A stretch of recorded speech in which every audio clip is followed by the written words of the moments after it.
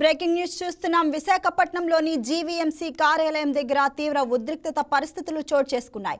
గీతం యూనివర్సిటీ వివాదాస్పద భూముల అంశంపై జరిగిన కౌన్సిల్ సమావేశం రసబసగా మారింది. సమావేశం సందర్భంగా కూటమి వైసీపీ కార్పొరేటర్ల మధ్య తీవ్ర వాగ్వాదం జరిగింది. ఇరు పార్టీల మధ్య మాటలు తూటాలు పేలడంతో పరిస్థితి కాస్త బాహాబాహికి దారితీసింది. కౌన్సిల్ హాల్ లోపల మాత్రమే కాకుండా బయట కూడా వాతావరణం ఉద్రిక్తంగా మారింది. ఈ క్రమంలో వామపక్ష పార్టీలు జీవీఎంసీ మెయిన్ గేట్ ను ముట్టడించాయి.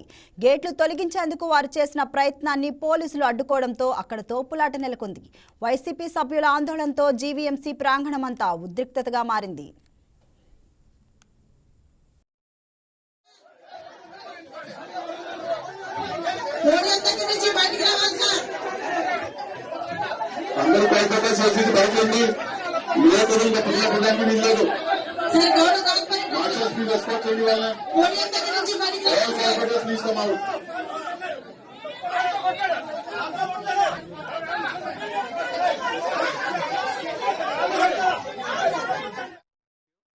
జీవీఎంసీ కౌన్సిల్ సమావేశంలో జరిగిన టీడీపీ వైసీపీ కార్పొరేటర్ల మధ్య తోపులాటలో 62వ వార్డు వైసీపీ కార్పొరేటర్ లక్ష్మణ్ రావు కాలికి గాయమైంది.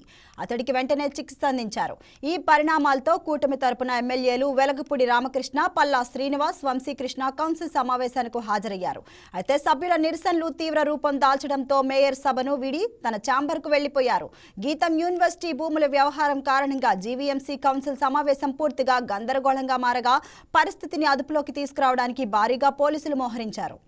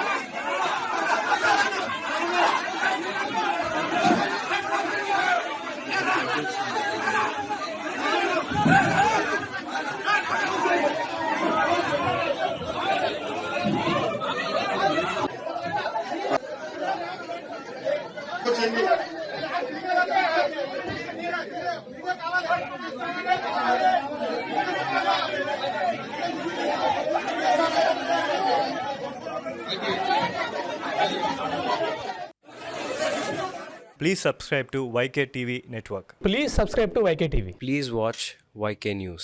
Don't forget to subscribe YK News channel.